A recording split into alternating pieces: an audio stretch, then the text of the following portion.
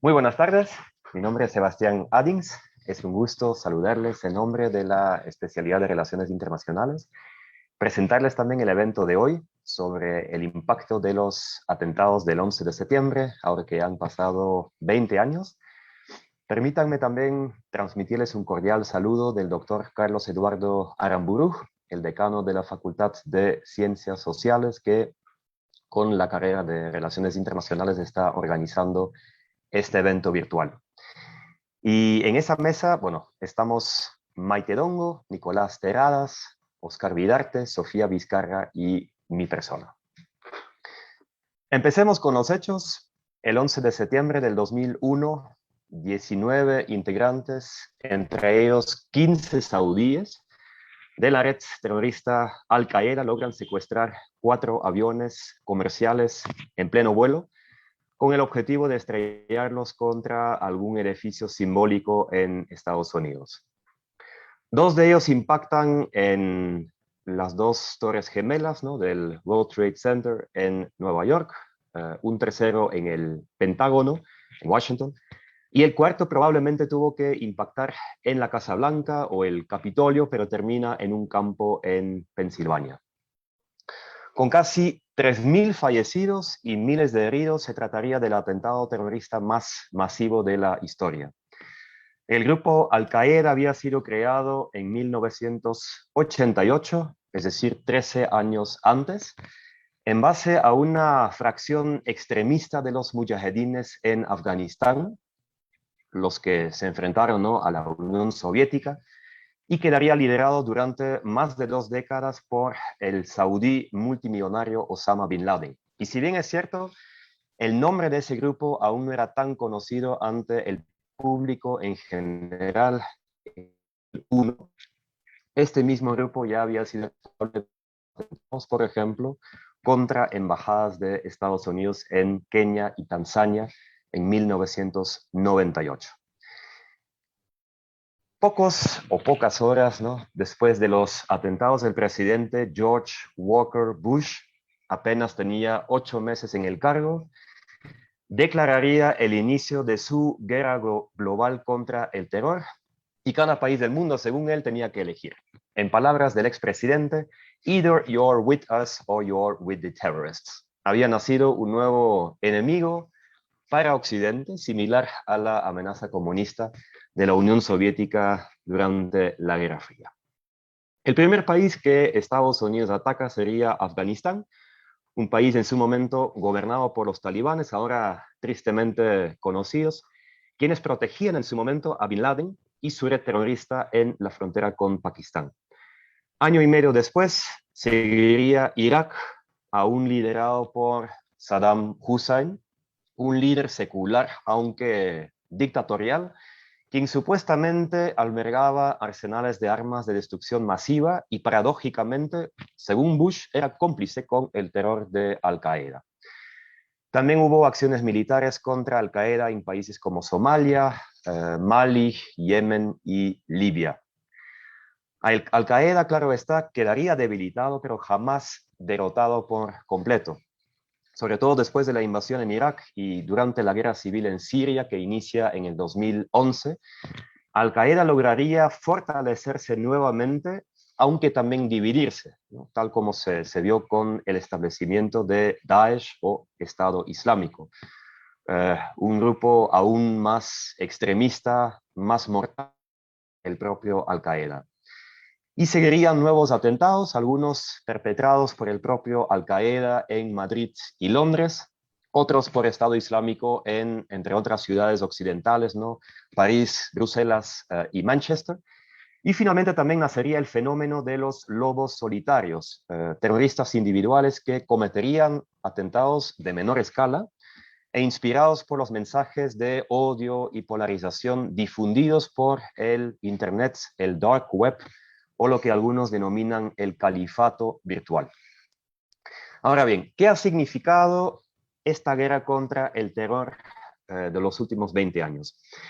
En primer lugar, con el inicio de la guerra contra el terror se implementaría la agenda llamada neoconservadora, una agenda que ya nace en los años 80 con el expresidente Reagan y que tenía a figuras como Wolfowitz, Cheney, Rumsfeld como sus líderes, ¿no? Todos convencidos de que Estados Unidos, el ganador de la Guerra Fría, tenía que mantener su supremacía en el sistema internacional, y eso a través de una política unilateral, intervenciones militares preventivas, alianzas ad hoc y sobre todo la exportación de los valores de Estados Unidos, considerados superiores, por supuesto, universales, en oposición a las ideas desafiantes provenientes de, por ejemplo, lo que Bush llamaría los rock states, ¿no? Los estados canalla, países como el propio Irak, Irán, Libia, Corea del Norte o Cuba. Y en una primera etapa, Estados Unidos sí gozaría de un gran respaldo en su guerra contra Al-Qaeda, además de los aliados tradicionales de Japón, de Canadá, Australia y los Estados miembros de la Unión Europea.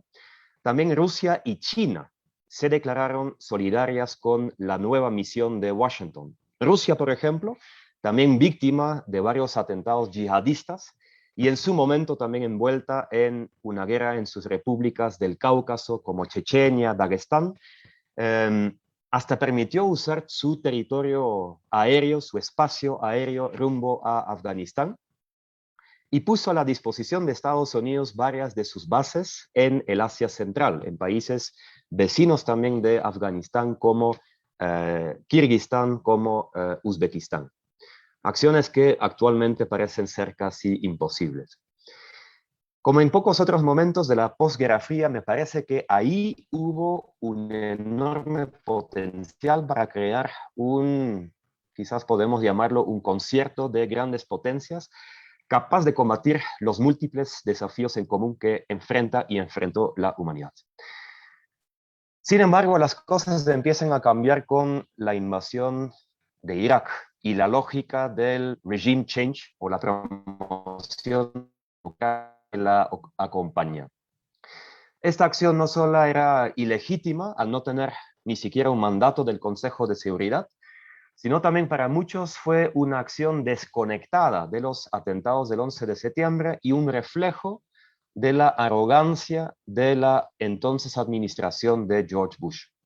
Y de esta manera va creciendo la oposición entre los mismos aliados de Estados Unidos como Alemania y Francia, varios países en América Latina y también Rusia y China empezaron a resistir esas políticas claramente imperialistas y abiertamente contrarias al espíritu o los principios básicos del derecho internacional como el respeto de la soberanía o la no intervención en asuntos domésticos de otros estados. Obviamente, al no tener un régimen democrático, tanto Moscú como Beijing también temían que esta política de promoción de la democracia podía jugar en algún momento en su contra. Y en ese sentido, Bush y su país pasarían por una grave crisis de imagen. El tan famoso soft power, el poder blando de Estados Unidos, caería en cuestión de meses. Sin duda alguna, conjuntamente con la gran recesión del 2008-2009, el 11 de septiembre significó un punto de quiebre en el declive de la hegemonía estadounidense o inclusive occidental en el orden internacional. En segundo lugar, la guerra contra el terror no solo le costó la vida a más de 500.000 de personas, y eso solo en Irak y Afganistán, más de la mitad de ellos civiles, sino que ha tenido también un costo económico, estimado en más de 3 billones de dólares. 3 millones de dólares. Y todo eso sin traer grandes ventajas estratégicas desde la perspectiva estadounidense. Primero, luego de 20 años han regresado los talibanes a tomar el poder en Kabul, más fuertes y armados como nunca, con todo el equipo y la infraestructura dejada por Estados Unidos. Dos, Irak dista mucho de ser un modelo, tal como lo presentó en el 2003 el propio Bush, ¿no? Un modelo para el resto de los países árabes, para el Medio Oriente, al ser más dividido que nunca según líneas sectarias, sunitas, chiitas y kurdos, devastado por la lucha contra Daesh y peor aún para Washington, el país más influyente en Bagdad en ese momento, se llama Irán, de lejos el principal rival tanto de Estados Unidos como también de sus aliados en Medio Oriente, Arabia Saudita y el Estado de Israel. Y finalmente, regresando a la suma, 3 billones de dólares invertidos en aventuras militares sin impacto, sin un gran impacto político, económico, positivo, en vez de haberlos invertidos en la infraestructura, la innovación o la economía doméstica. Yo no estoy afirmando que la grave crisis económica del 2008 solamente se causó en base a la guerra contra el terror, pero claramente esas acciones contribuyeron con los enormes déficits económicos de Estados Unidos. Y eso a su vez originaría un creciente descontento popular entre los estadounidenses respecto a la política exterior de sus élites, y algo que ya empezaron a captar tanto Barack Obama con su llamado al restraint, ¿no? Y aún más con las políticas neo-aislacionistas del expresidente Donald Trump. Finalmente, ¿cuál ha sido el otro gran proceso en el orden internacional de este siglo? Pues se trata de esta emergencia, una emergencia de nuevas potencias, principalmente no occidentales y asiáticas, empezando con la República Popular China. Tal vez el gran ganador de la guerra del terror, o contra el terror, mejor dicho. Durante más de una década, en vez de concentrar y redirigir sus esfuerzos económicos, políticas y hasta militares en el Indo-Pacífico, Estados Unidos se quedó obsesionado casi con la región del Medio Oriente, permitiendo así que China se convirtiera sin límites prácticamente en principal competidor económico, comercial, tecnológico y además cada vez más geopolítico de Estados Unidos y el Gran Occidente. Creo que eso será el gran impacto del 11 de septiembre desde una perspectiva de larga duración. La respuesta de Washington a los atentados será recordada como uno de los principales errores estratégicos de la potencia y el punto de partida de un orden internacional no solo cada vez más post-occidental, sino también post-hegemónico. Muchas gracias. Ahora pasamos a la ponencia de nuestro colega Nicolás Terraz. Nicolás, adelante. Hola, gracias Sebastián por la tan detallada introducción. Me has ahorrado bastantes detalles y partes de mi presentación como tenía preparado, pero planteé mi contribución al debate, al panel, en base a 2 ejes principales, por lo menos. Hay muchas formas de cortar la realidad, pero estos 2 ejes, uno sería el resaltar o poner el acento en la dinámica que hay entre continuidades y rupturas, o podemos también plantear en términos de procesos y dinámicas, versus una visión más presentista o microhistórica, por llamarlo de alguna manera, que resalta que es algo novedoso, que nunca existió en la historia, ¿sí? Que se enfoca en lo más micro. Entonces, por ahí, esto va a estar en toda mi presentación, o lo voy a intentar hacer, esta tensión entre continuidades y rupturas. Y el otro eje principal que me gustaría plantear es la importancia de los enfoques o las teorías o los lentes conceptuales que uno posee, ¿sí? Sabemos en la disciplina de relaciones internacionales que es inescapable la idea de que uno tiene filtros conceptuales, analíticos, ideológicos, como uno lo quiera plantear, pero uno filtra la realidad de alguna manera, y mientras más pulido, mientras más explícito están esos lentes, bueno, mejor se puede establecer una conversación, un diálogo, ¿sí? Pero lo más peligroso es cuando esos lentes tal vez están en el subconsciente de uno y uno no es consciente de los propios sesgos, los propios silencios y los propios énfasis. Entonces, en este sentido, hablando sobre sobre el primer eje, yo me planteaba el terrorismo, ¿no? Que el 11 de septiembre nos evoca primeramente, antes que nada, la idea del terrorismo. Entonces yo planteaba cuán nuevo es el fenómeno del terrorismo.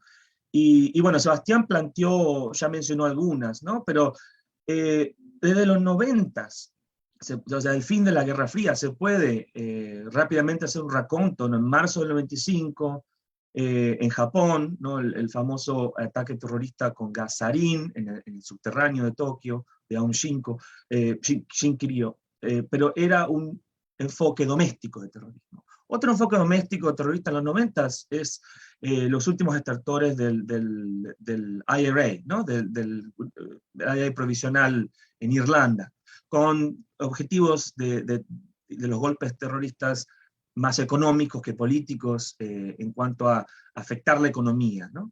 Pero en los 90 también, a pesar de estos dos episodios más de corte doméstico, hay tendencias de claro enfoque de los Estados Unidos como el objetivo, y son enfoques militares y diplomáticos, ¿sí? Sebastián mencionó dos en el 98, no en Nairobi, pero también podemos mencionar el elefante en la habitación, que es el ataque al World Trade Center en el 93. En febrero del 93 hubo un ataque en las mismas Torres Gemelas, en la planta baja y a nivel de la calle, con una bomba que fracasó, murieron 6 personas, hubo más de 1000 bajas, ¿sí? Pero fracasó en el objetivo que era derrumbar una torre sobre la otra. Y bueno, hay una larga lista en los 90, ataque a bases navales, a embajadas en Arabia Saudita, en Riyadh. La lista es extensísima, ¿sí? Y además sabemos que el fenómeno de secuestrar aviones o la idea de volar aviones en pleno vuelo no es una idea exclusivamente nueva del 2000-2001. Esto ya se sabía, había un montón, además, ya desde la Guerra Fría, de trabajo sobre Bin Laden, sobre Al-Qaeda, había un seguimiento de la CIA. Entonces, a lo que voy con esto es que el fenómeno de lo que pasó en el 11 de septiembre es nuevo para la audiencia, ¿no? Para el ciudadano de a pie, como a veces se dice, ¿no? La gente que no está especializada en el terrorismo internacional, que nos hace este seguimiento.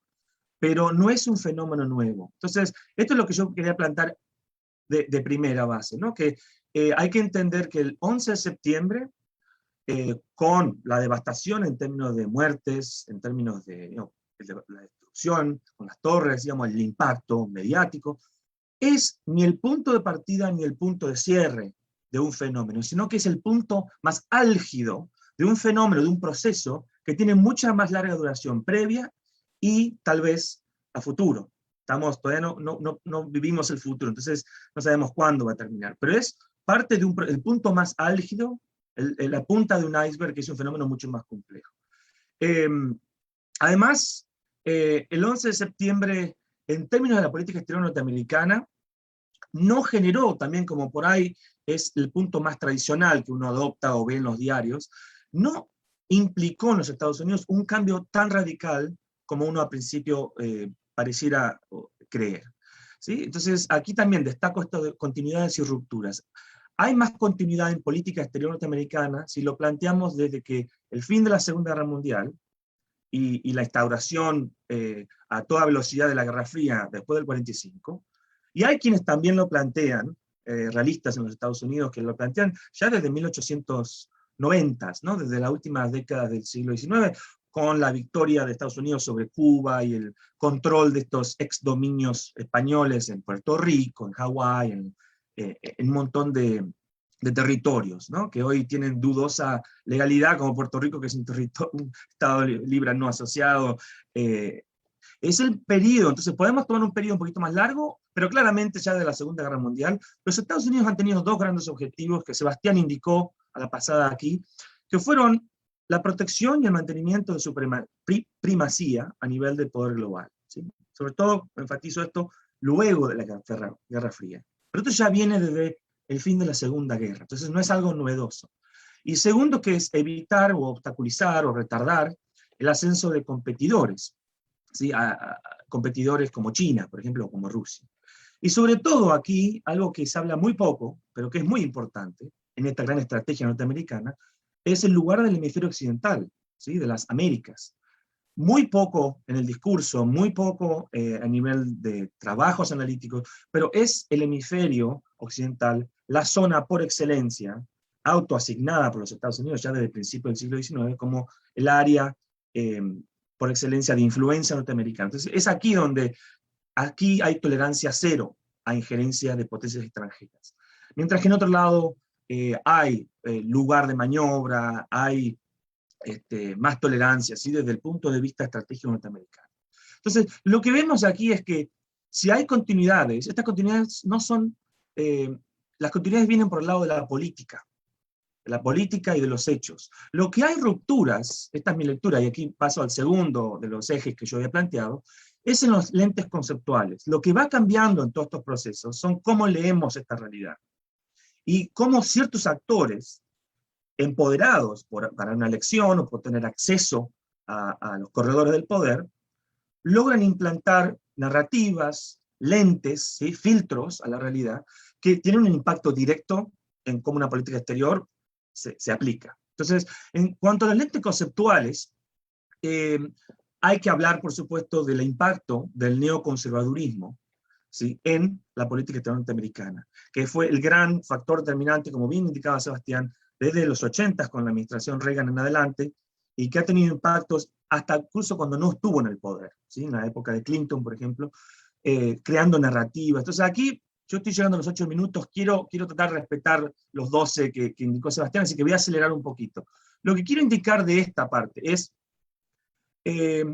que el pensamiento neoconservador en los Estados Unidos es un paradigma que ha sido el gran factor, así lo veo yo a nivel personal, de los últimos grandes debacles de la política norteamericana, porque creó una narrativa bastante críptica, ¿no? Bastante oscura.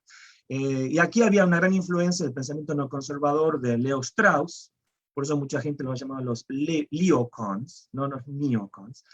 Y esta influencia del pensamiento de Leo Strauss es crucial porque para entender, ¿no? A los alrededores del 11 de septiembre, no el fenómeno en sí, sino como un proceso, hay que entender que lo que más impactó a largo plazo, además de las imágenes, el shock, el sentimiento de inseguridad de los ciudadanos norteamericanos, fue la mentira expuesta del fracaso de la guerra de Irak, ¿sí? La guerra de Afganistán tuvo no solo legitimidad doméstica, sino legitimidad internacional.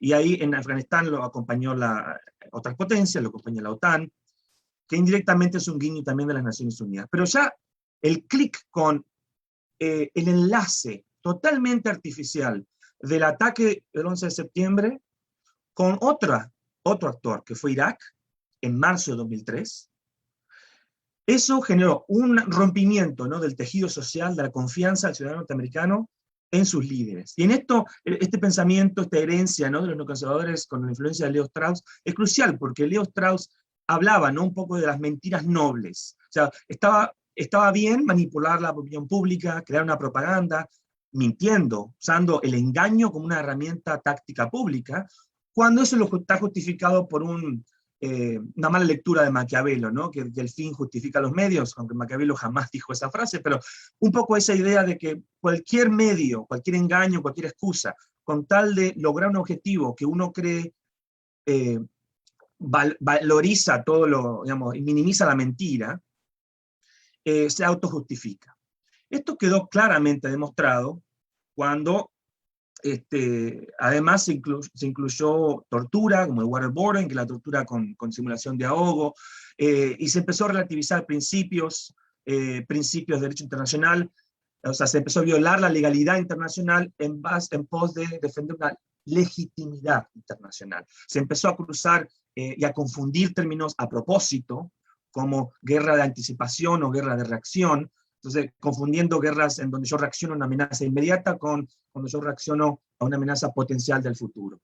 Entonces se empezó, uno lo puede ver en los documentales YouTube, no te deja mentir, donde los neoconservadores niegan a cara pelada, diríamos en Argentina, el haber linkeado que el 11 de septiembre tuvo algo que ver con Irak. Los mismos neoconservadores lo niegan, no tuvo nada que ver.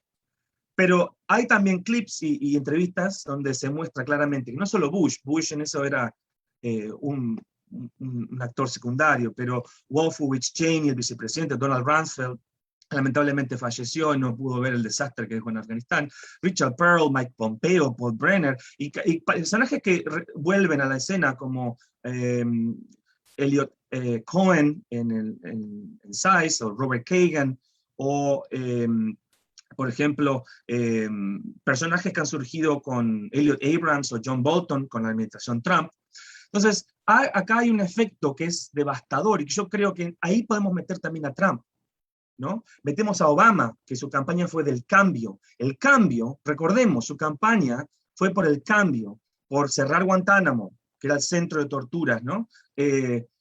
Por cambiar la política, por corregir esta desconfianza en el poder. Y recordemos que uno de los factores que le dio la campaña, le dio poder detrás a Trump, era el discurso de Drain the Swamp. O sea, no nos olvidemos que Trump no es la causa de nada, sino que es el efecto de un proceso mucho más largo que hay aquí, de erosión de la confianza.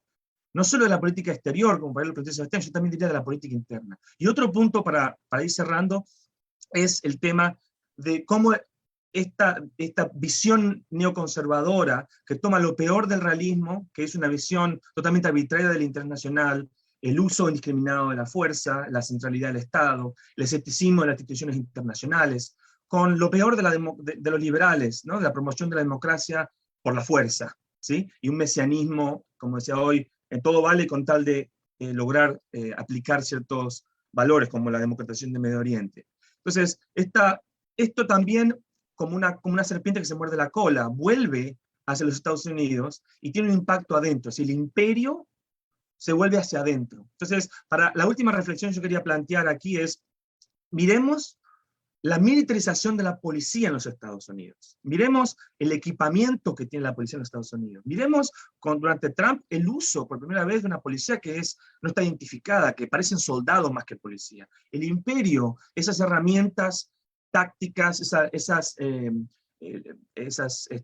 trucos de cambiar la terminología, de flexibilizar conceptos legales, vuelve hacia adentro del país también. Entonces, esto, como una reflexión final, nos plantea lo interesante de por ahí verlo desde las relaciones internacionales, que es cómo lo internacional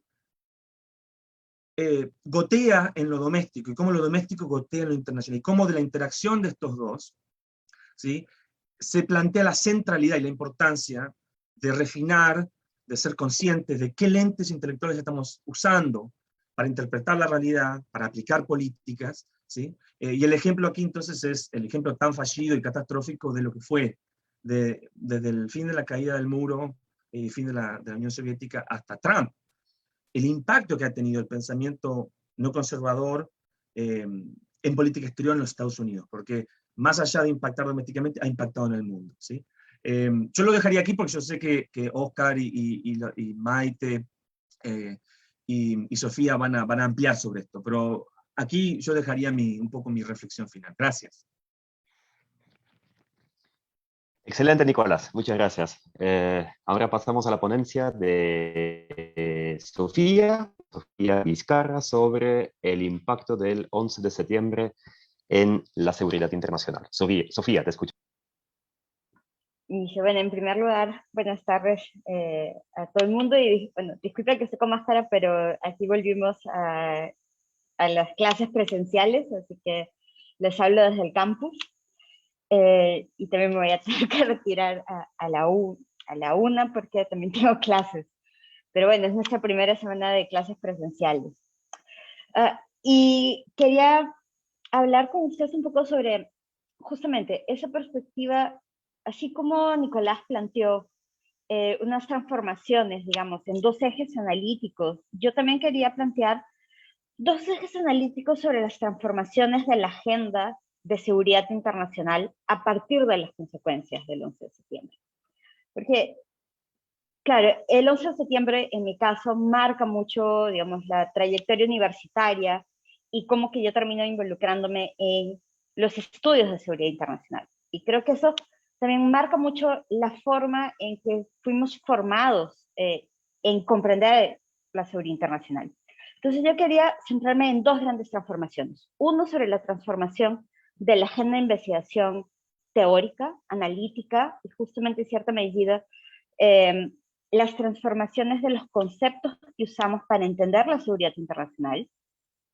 Y una segunda transformación de la agenda multilateral de la seguridad internacional. Principalmente esa migración que no es una migración total, sino más bien como un proceso de coexistencia de la guerra a las drogas a la guerra al terror, que son dos grandes cambios que van a surgir con el 11 de septiembre.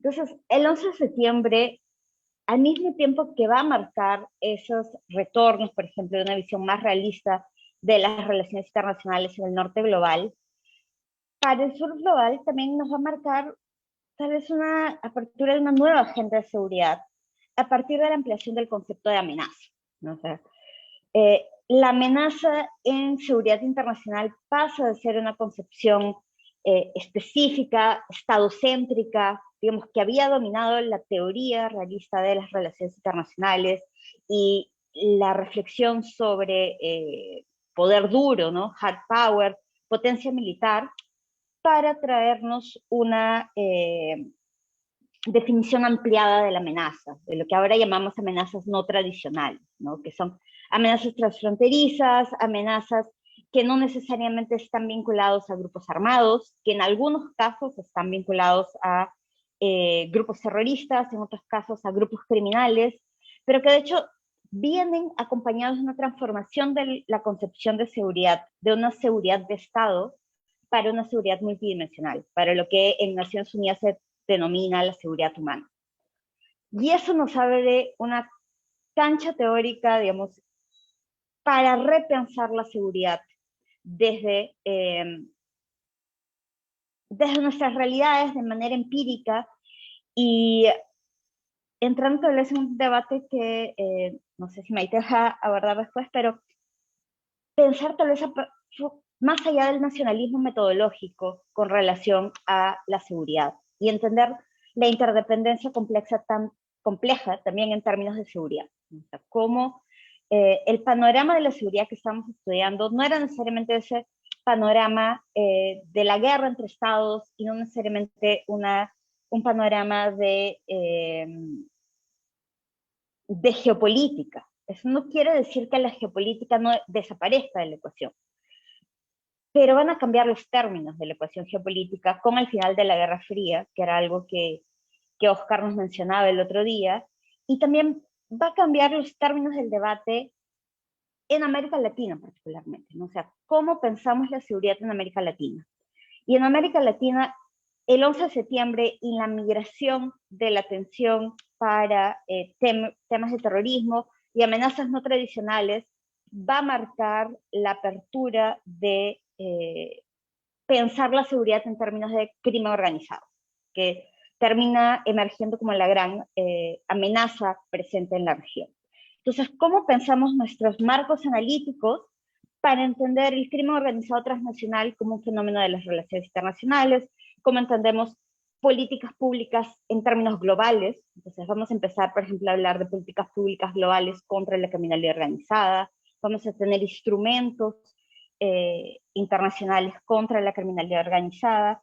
Y entonces vamos a terminar trayendo una serie de conceptos como seguridad humana, seguridad ciudadana, como la discusión que traen Busan sobre securitización, por ejemplo, securitización de migraciones, que nos permiten abrir la cancha, nos permiten dejar únicamente de discutir seguridad internacional en términos clásicos, en términos tal vez de hard power, en términos militares. Y eso también va a abrir la llegada de civiles, de la agenda mujeres y una serie de transformaciones del panorama de seguridad. Y eso termina siendo entonces el universo de la seguridad internacional que parece ser el que está, digamos así, teniendo su boom, su momento de florecer en América Latina en términos conceptuales. Entonces, en términos conceptuales, América Latina está teniendo una gran producción sobre, en términos académicos, ¿no? En términos más teóricos, sobre estos temas.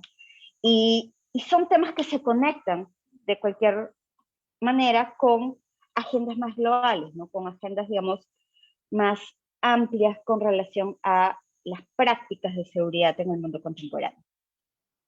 Y esas prácticas de seguridad llevan a reflexionar sobre una segunda transformación, que es esa transformación de la guerra a las drogas y a la guerra al terror, que también nos va a interrogar tanto en términos analíticos, pero también en términos pragmáticos sobre qué continúa y qué cambia entre esas dos guerras a las drogas y guerra al terror.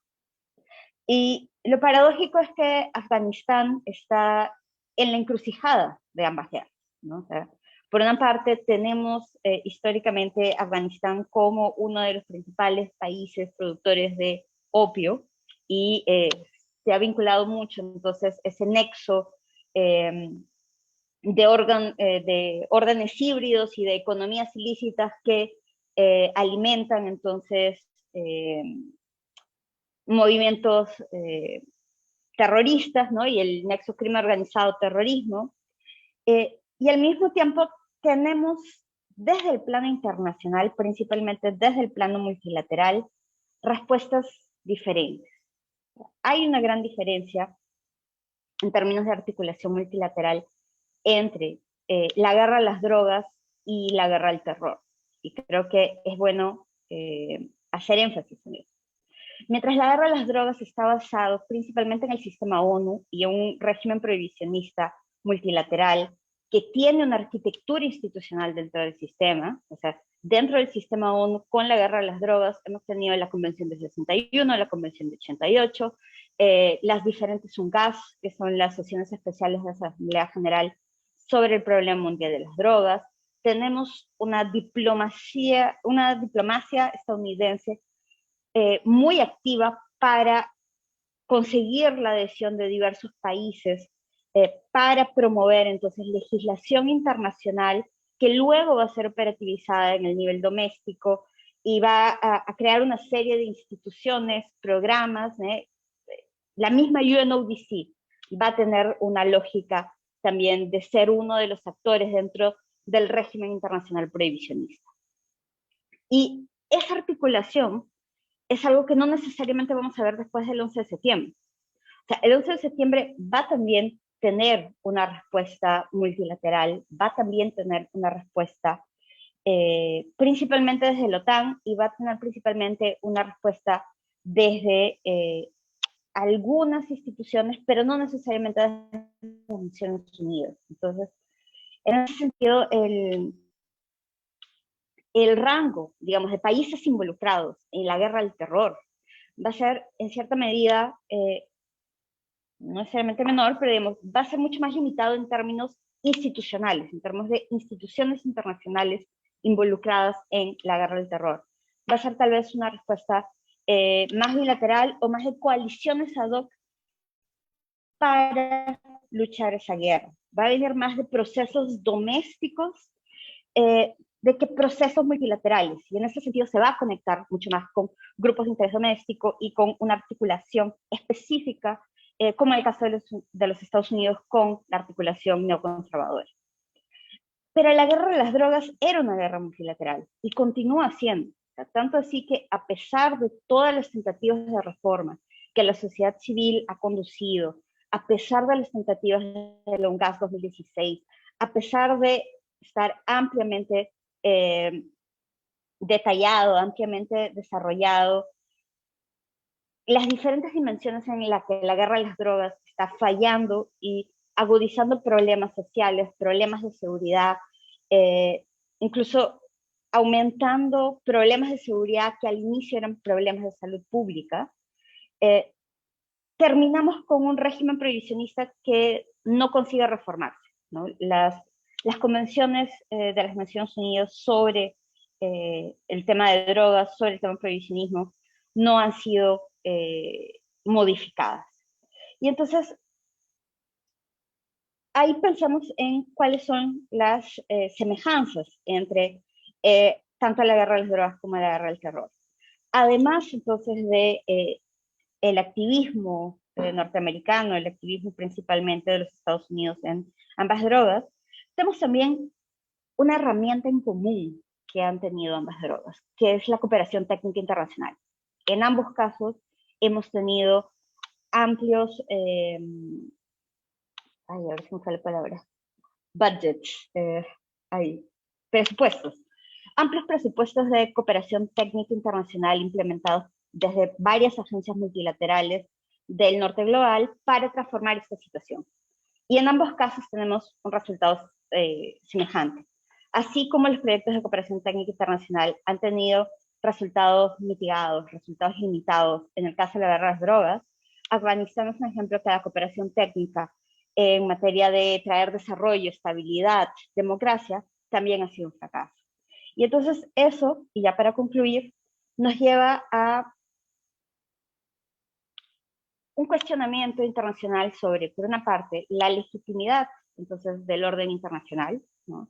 Entonces estamos cada vez más frentes y estas dos guerras han marcado pasos cruciales para cuestionar la legitimidad del orden internacional, una serie de reformas internacionales en proceso, o sea, que no han conseguido aún ser consolidadas y, como tú mismo, Sebastián, decías, una reconfiguración del orden internacional.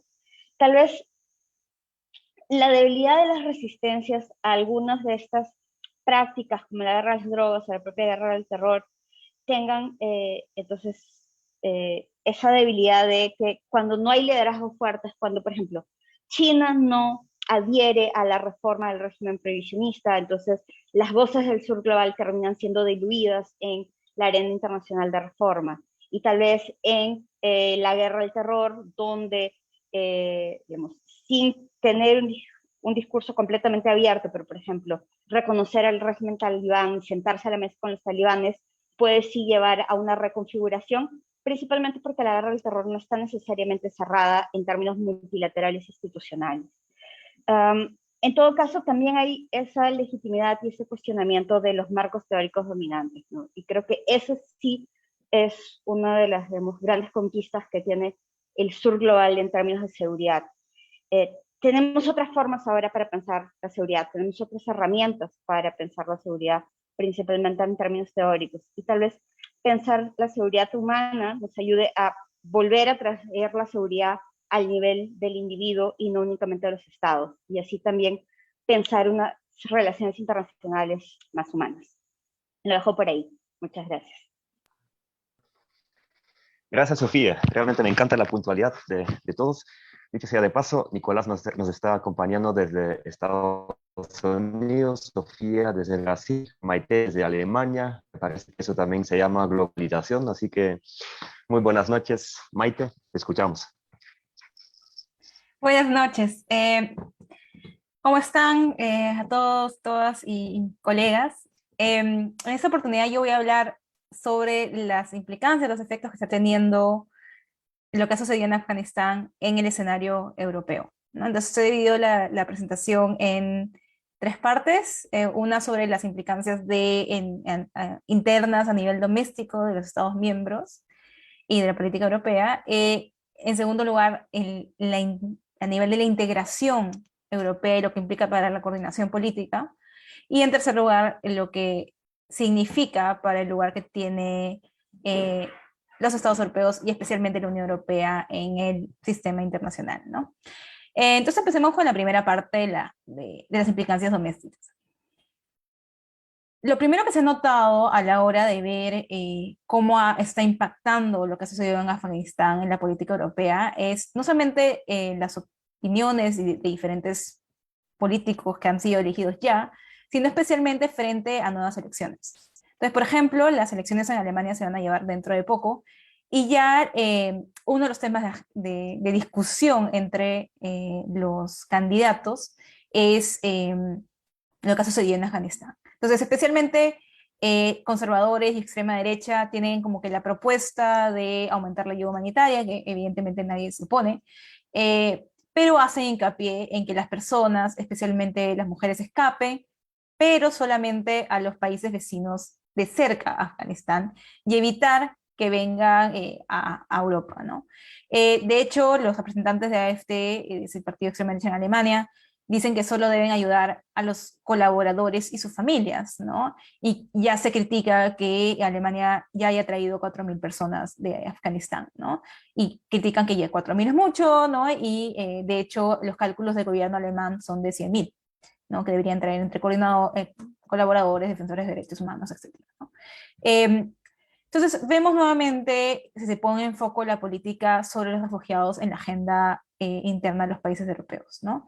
Y también a nivel de estos partidos en el Parlamento Europeo. Los verdes, por ejemplo, se han juntado y han pedido que se rescate no solamente a los colaboradores de Estados miembros, sino también a los colaboradores que han trabajado directamente con agencias europeas, ¿no? Con la misión policial europea que estaba en Afganistán, con la delegación europea en Kabul y con la misión de la Protección Civil Europea y de Operaciones Humanitarias, que de hecho se va a seguir teniendo actuación en Afganistán en el momento, ¿no? Esto también implica decidir o tomar decisiones en torno a los afganos que ya estaban en Europa. O sea, ya hay refugiados, asilantes, o personas que han pedido asilo dentro del territorio europeo y que no se lo daban, de hecho intentaban repatriarlos. Y debido a esa situación han parado los procesos, ¿no? Entonces también implica ver qué se va a hacer y cuál va a ser el estatus si les van a dar finalmente el estatus de refugiado a los afganos que están ya en territorio europeo, ¿no? Entonces aquí lo que se está viviendo o lo que esto podría implicar, y creo que es lo que tienen en mente muchos políticos europeos en este momento, es lo que puede significar esto, ¿no? Se intenta que no esté tanto en la agenda. ¿Por qué? Porque lo que sucedió en 2015 con los refugiados en ese momento de Siria generó que se refuerce la extrema derecha. Y lo que estén intentando hacer es sacarlo un poco de la agenda, porque la extrema derecha ha perdido un poco de espacio estos últimos años, ¿no? Entonces, intentar no tenerlo en la agenda para no reforzar, que no lo aprovechen los partidos de extrema derecha, y los de extrema derecha evidentemente están intentando ponerlo en la agenda para utilizarlo especialmente frente a las elecciones, en donde felizmente hasta el momento no tiene mucha fuerza, ¿no? Entonces, eso me lleva a pensar al nivel de integración y coordinación europeo. En primer lugar, yo creo que es importante mencionar el desconocimiento, o más bien dicho, los oídos sordos, que se dieron tanto a nivel ya estatal, pero también a nivel supranacional de la Unión Europea sobre lo que sucedía en Afganistán, pese a que estaban ahí, ¿no? Por ejemplo, el jefe de diplomacia europea, Josep Borrell, el 12 de agosto, o sea, ya no hace tanto tiempo, ya cuando las cosas estaban claras, decía que los talibanes tenían que volver a la mesa de negociaciones en Doha y aceptar un cese del fuego y aspirar a un gobierno con la participación de todas las partes de Afganistán, que evidentemente no era algo que realmente iba a suceder, ¿no? También más el ministro de Relaciones Exteriores alemán no prestó, por eso me he hablado de oídos sordos, a las advertencias de del pedido que se hacía de salir más rápido de Afganistán, que fueron hechas por la embajada alemana en Kabul. O sea, ya la embajada alemana en Kabul sabía que tenían que acelerar las cosas, que tenían que ser más ordenados, y no les hicieron caso, ¿no?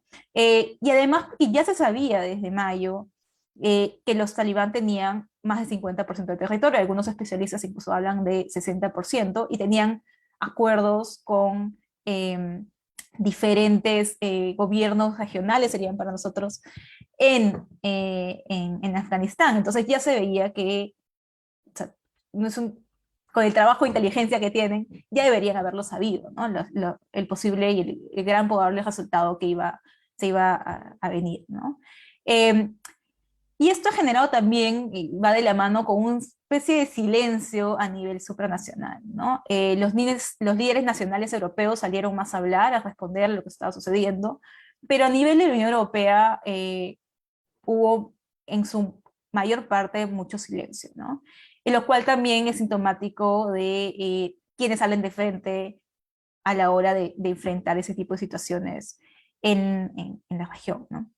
Entonces no solamente vemos como que se le da más relevancia a ciertos actores estatales frente al supranacional, sino también vemos cómo hay una división entre actores europeos debido a esas circunstancias, ¿no? David Sassoli, presidente del Parlamento Europeo, de hecho estaba demandando una acción conjunta de la Unión Europea, ¿no? Criticando la actuación, ¿no? Pidiendo una solución duradera en medio de agosto, ¿no? Entonces, mientras que por un lado, algunos Estados miembros, junto con Estados Unidos, se salían de Afganistán, el Parlamento Europeo más bien pedía que actúen en conjunto, ¿no? Y además vemos también diferencias más claras entre Estados miembros. Francia y el Reino Unido han pedido una zona protegida en Kabul, ¿no? Para hacer el corredor humanitario. Y de hecho, el Consejo de Naciones Unidas, en su resolución del lunes antepasado, del 30 de agosto, no lo más, 3 semanas, no lo incluyó en su resolución, ¿no? Y además esto implica no solamente que hay una divergencia entre el Consejo, que no lo considera, y Francia, y bueno, y los dos, específicamente Francia y Reino Unido, no que tampoco es que haya habido una posición común de la Unión Europea apoyando esta propuesta de la Unión Europea, que podría haber de estos dos miembros de Francia como miembro de la Unión Europea, representando, porque normalmente la política exterior europea implica cuando, por ejemplo, Francia o Alemania o el que esté representando una organización internacional está representando también a los demás Estados miembros. Eso es supuestamente lo que se busca, ¿no? Y en este caso podría haber habido una posición común apoyando el pedido de Francia en el Consejo de Seguridad. Y finalmente Francia lo que ha hecho es aliarse con el Reino Unido para esa propuesta, pero sin ningún apoyo explícito de la Unión Europea como organización, ¿no? Lo que cual también muestra cierta debilidad en temas de seguridad. Y también por otro lado tenemos las diferencias entre estados frente a la actuación de Estados Unidos, ¿no? Y entre estados y políticos, ¿no? Que ya esto, como ya han mencionado mis colegas anteriormente, viene ya no solamente de lo que ha pasado en Afganistán, viene incluso especialmente con Irak, pero ya desde antes, ¿no?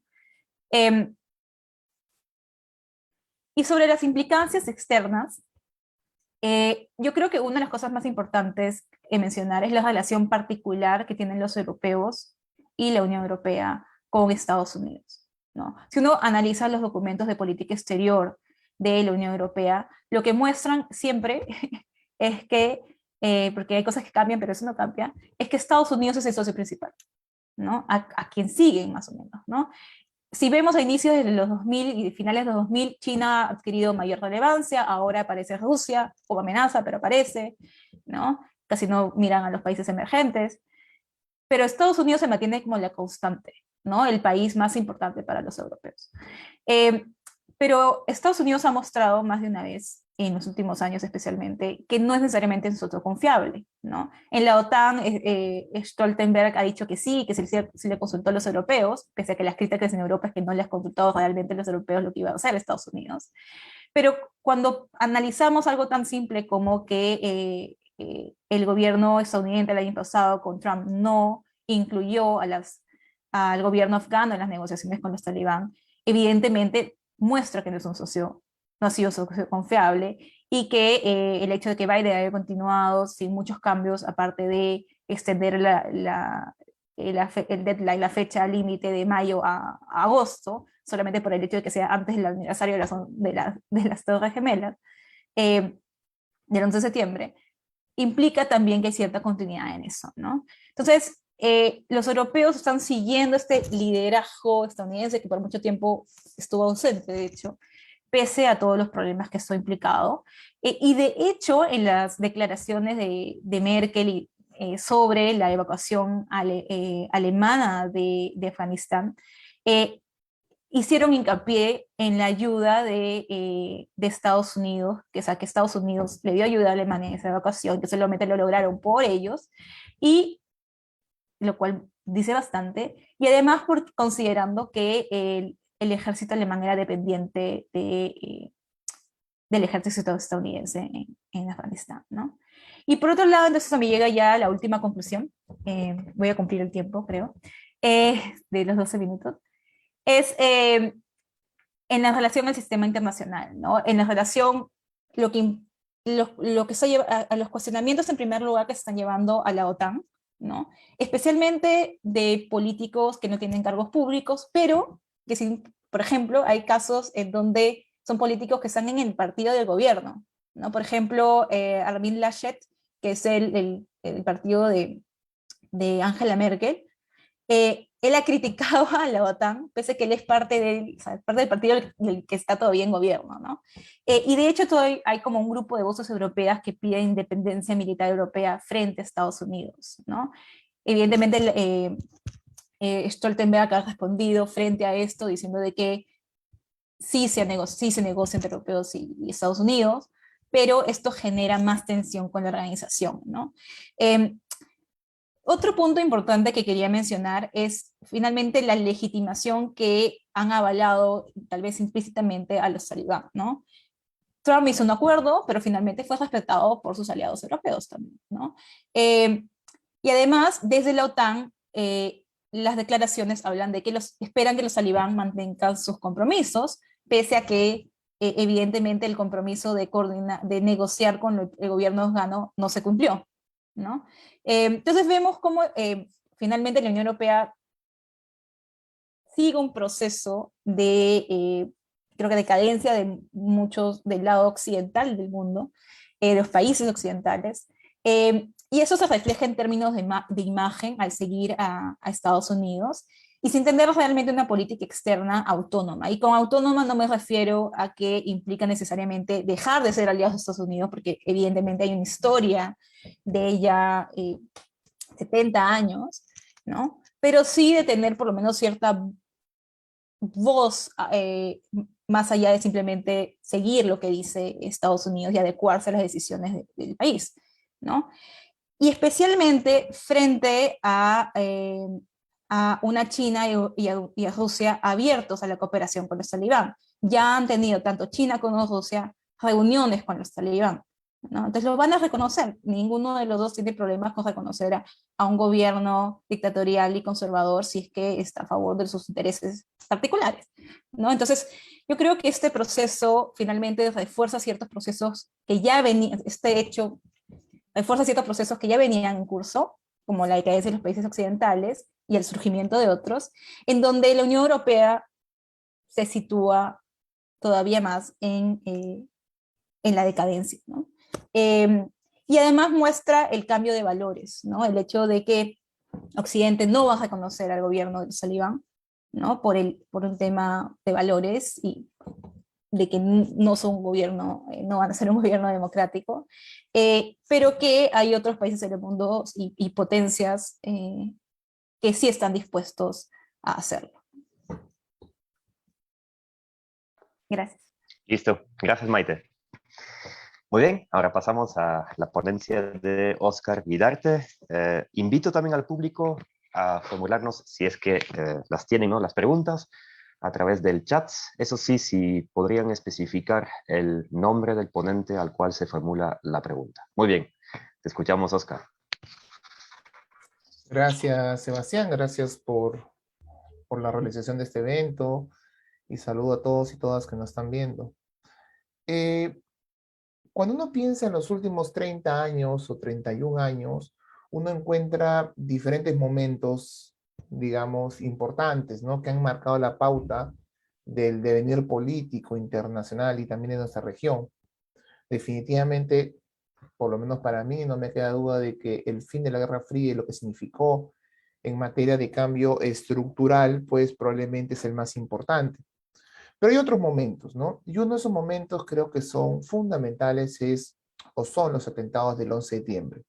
Por todo lo que implicó, y creo que ya mis compañeros y compañeras de esta mesa lo han desarrollado, por todo lo que implicó en materia de la política exterior de Estados Unidos en el mundo, en materia de cambio de seguridad, la importancia que adquiere el terrorismo como un problema global, los cambios que hay en torno a cómo entendemos el terrorismo, etcétera, etcétera. Para fin de Latinoamérica, es evidente que el 11 de septiembre constituye una influencia externa que va a generar un impacto en nuestra región. La pregunta es, ¿cómo impacta finalmente este momento histórico tan importante sobre nuestra subregión? Partamos de algo muy simple, y es que al ser nuestra región claramente una zona de influencia histórica de Estados Unidos, es evidente pues que algún nivel de impacto tiene que existir. Si entendemos pues el 11 de septiembre a partir de las transformaciones que ya pues se han venido desarrollando. Por ello, podríamos hablar mucho sobre el tema, pero quiero hacer énfasis en 3 puntos importantes, ¿ok? Que me parecen relevantes resaltar.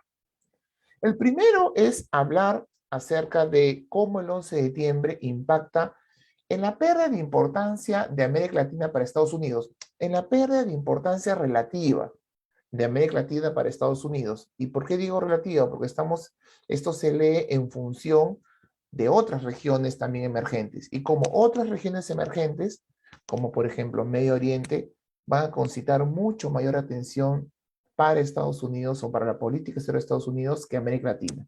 Luego esto va a continuar con el Asia, el sudeste asiático, el giro al Asia de Obama. En otras palabras, no es que América Latina no sea importante para Estados Unidos, pero otras regiones van a ocupar un lugar mucho más importante. Ahora, esto tampoco es nuevo. Digamos, entrando a esta narrativa que nos plantea Nicolás acerca de la continuidad y la ruptura, esto tampoco es nuevo. Ya desde los 90 venimos hablando bastante acerca de la pérdida de la importancia de América Latina para la política exterior estadounidense. Pero con el 11 de septiembre tengo la impresión de que esto se va a ver mucho más claro, se va a fortalecer en esta lógica medio continuidad, media ruptura. ¿Ok? Y es que cuando uno recuerda la campaña presidencial del 2000 y uno recuerda lo que hablaba George W. Bush, uno recuerda que Bush hijo tenía un discurso que más bien apelaba al acercamiento con América Latina. Tenía un discurso muy crítico respecto al gobierno de Bill Clinton y él buscaba y habló muy bien de América Latina. Uno podía entender que en caso de ganar Bush iba a haber un acercamiento. América Latina podía ser un poquito más prioritario de lo que había sido ya en la década del 90, una década en la cual se demostró que América Latina dejó de tener la importancia geoestratégica que tuvo durante la Guerra Fría para tener pues cada vez menos importancia en los intereses de la política exterior estadounidense. Aunque en la práctica el discurso de Bush no se alejaba de lo que ya se venía haciendo énfasis en democracia, seguridad, economía y mercado, que han sido los temas que han guiado la política exterior norteamericana justamente post Guerra Fría en su relación con América Latina. En la práctica, los grandes temas eran los mismos. Sin embargo, desde que asume el mando Bush, vamos a ver algunos indicios que podían hacernos creer que sí, estábamos frente a un gobierno que podía priorizar la relación con América Latina. Por ejemplo, quiero resaltar su primer viaje al exterior de George W. Bush fue justamente a México, su primera visita. Y esto era muy simbólico, que su primera visita sea a un país latinoamericano, febrero del año 2001. Esto podía significar un cambio en la política exterior estadounidense para con nuestra región.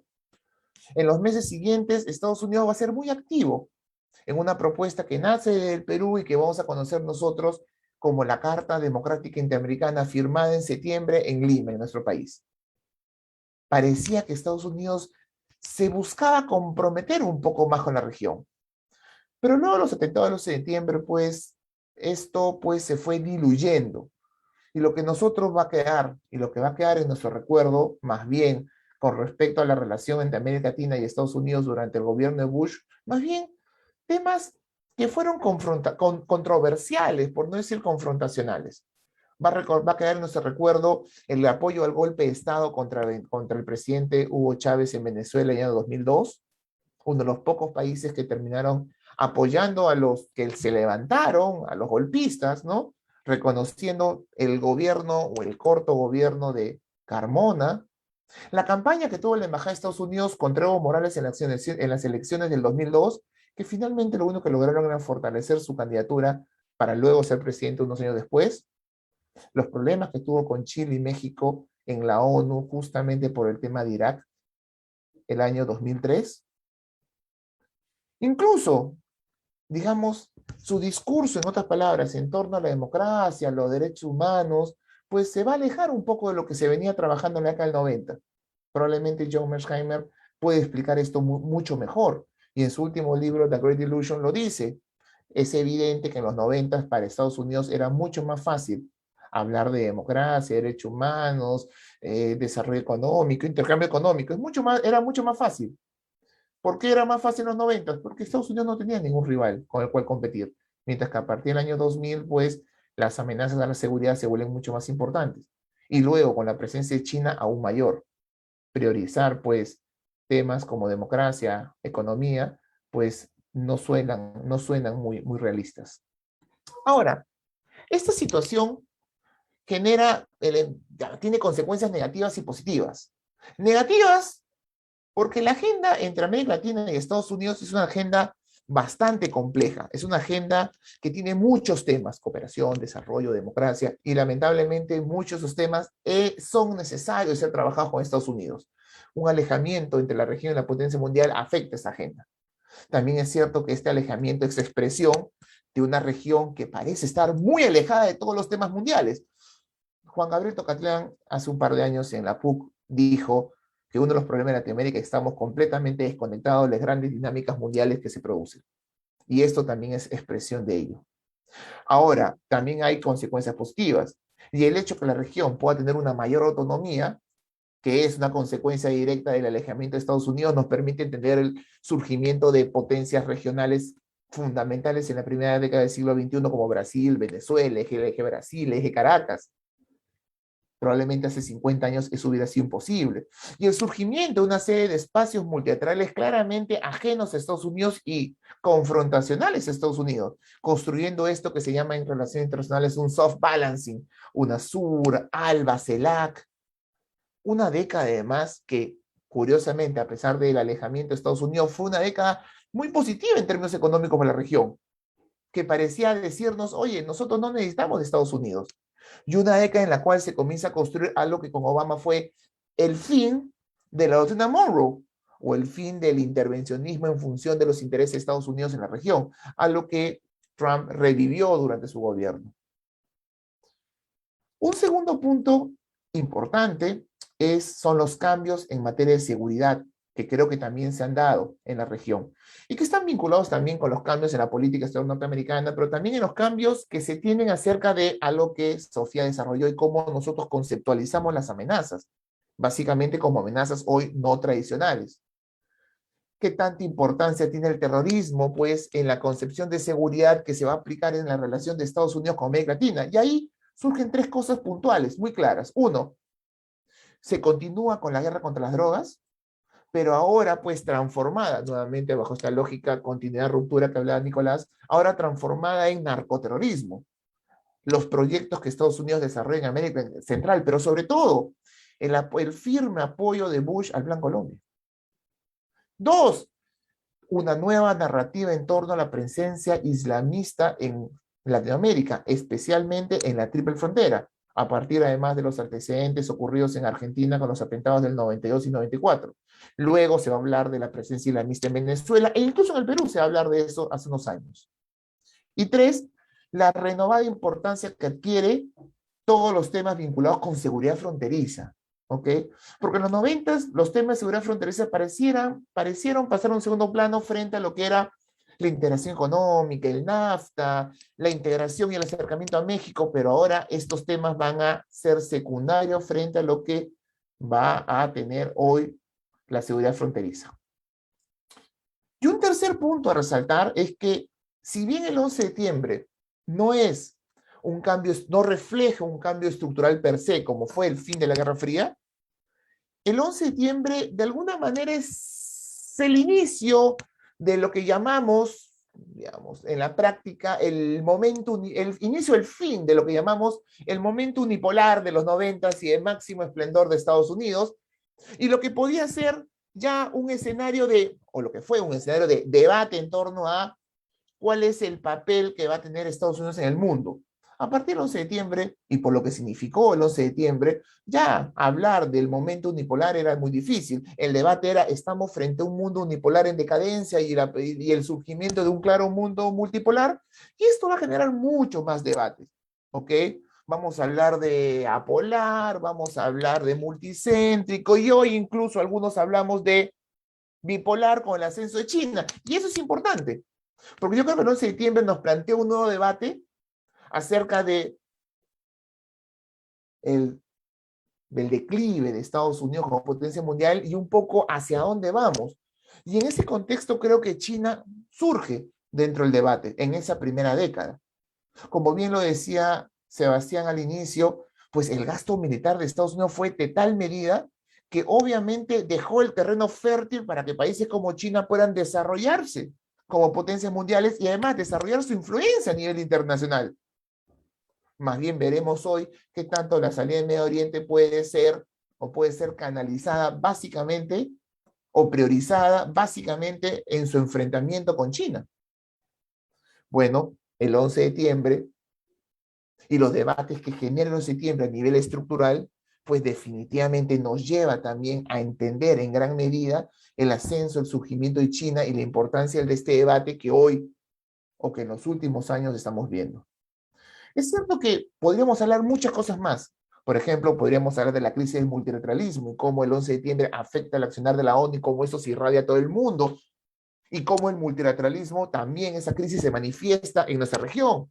También podríamos hablar de los problemas globales, el terrorismo como uno de los primeros grandes problemas globales, aparece el medio ambiente, aparecen el narcotráfico, aparece la pandemia, y lo poco que el mundo y la región y América Latina ha podido hacer para hacer frente a esos problemas globales y regionales, la gobernanza global y regional en América Latina, ¿qué tanto ha funcionado? Entonces, la verdad es que se pueden hablar de muchos temas que harían mucho más extensa mi presentación. Pero lo cierto es que los cambios que vemos a partir del 11 de septiembre y su impacto en América Latina no se agotan en esta década, continúan. Gran parte de lo que yo he señalado, pues son temas que siguen en el debate y que además terminan, pues, mezclándose con otros procesos que surgen.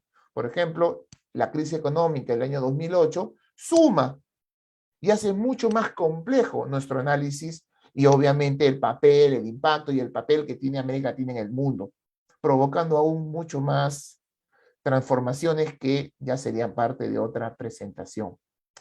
Bueno, casi exacto con el tiempo. Muchas gracias. Gracias, Oscar.